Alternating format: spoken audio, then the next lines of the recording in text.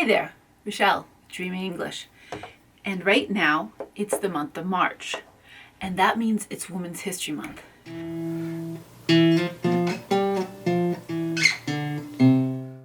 So, for Women's History Month, I would like to tell you a story from back when I was in college. When I was in college, I worked on a big project for Women's History Month.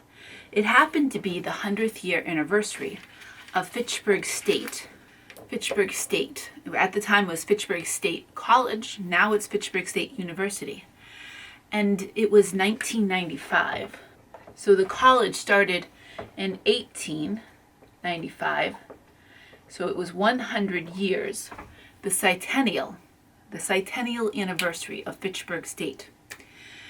And as that was the case, we decided we should do something extra special for Women's History Month. Now, we always had our tea in Miller Hall. And this is Miller Hall right here.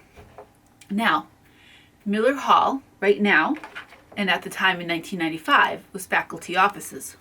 From 1903 to 1971, Miller Hall was a dormitory. So it was a place for people to sleep that went to college there.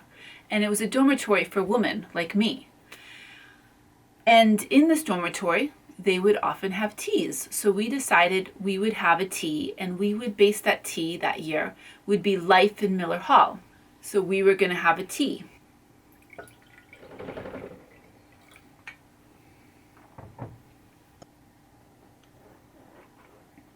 And as that year we were going to have the Life in Miller Hall, what we did was we sent out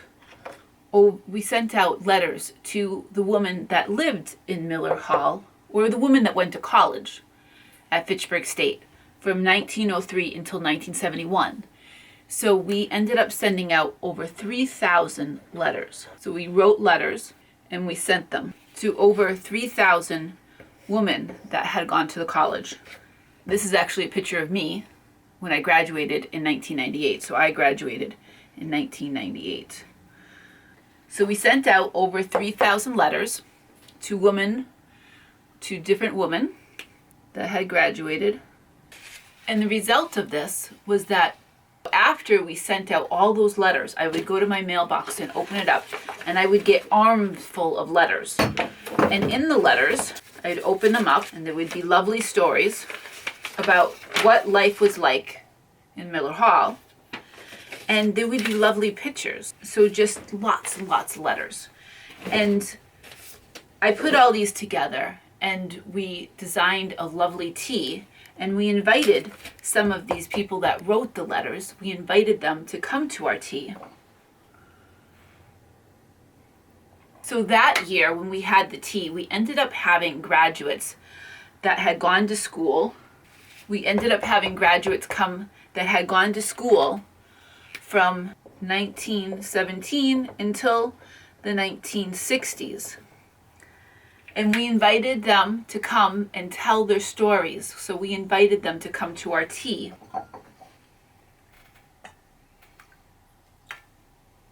And tell their stories.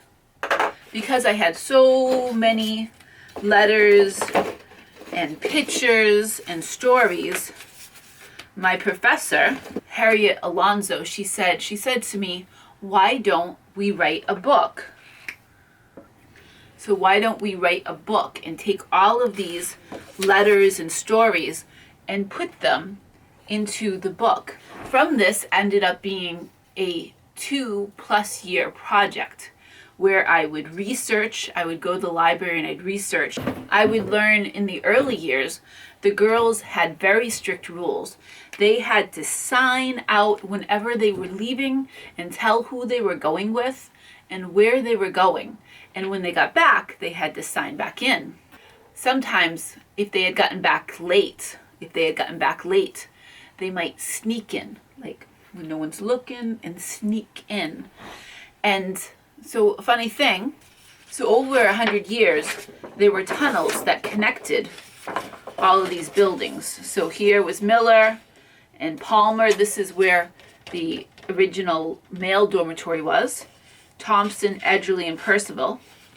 So there were tunnels that went underground.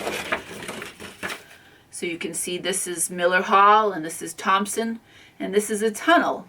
So if it was snowing or raining,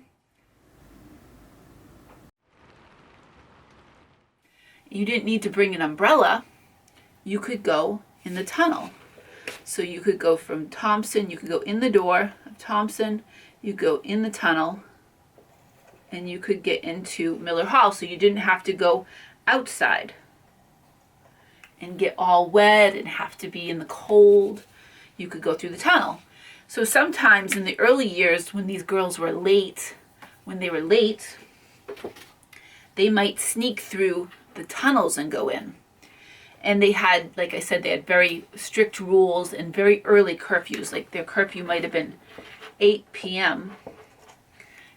And then as time went on, like in the 40s and in the 50s, the curfew got later. It became 9 p.m. It became 10 p.m. In the early years, all the girls had their own room. So they didn't have to share a room. When they went to sleep, they had a room to just themselves. They didn't have to share with another person. But as the college got bigger and bigger, they would have to share the bedroom. And maybe there were 2 people sleeping in the room, or maybe 3 people.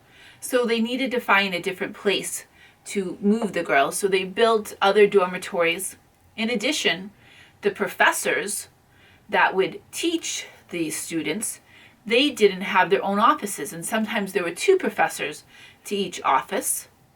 And sometimes there could be 3 professors to each office. So they decided the college, Miller Hall, would become professor offices, and that the students would move to different dormitories. One fun story that was told to me was that the girls, the women that lived there, they were generally going to school to be teachers, and sometimes they were assigned to have pets. So sometimes they would have races of their different pets. So they might have a race between 2 rabbits. Hop, hop, hop. Okay, rabbits, don't drink my tea. Don't drink my tea. So that was a funny story. Rabbits or guinea pigs, sometimes hamsters. Sometimes the hamsters or the mice got away and they ran away. And that wasn't really good because then you had mice that were lost inside of the dormitory. So that was not good. When the dormitory was going to end up closing their doors and no longer being a dormitory, the girls protested and they held up signs and they said, "Hell no, we won't go," and "Save Miller Hall." They hung some of these signs from the windows and protested because they really just loved it. It was such a feeling of family that they protested the closing of it and the changing of Miller Hall into faculty offices. But ultimately, that's what ended up happening. Let me show you the book. This is the book, Life in Miller Hall.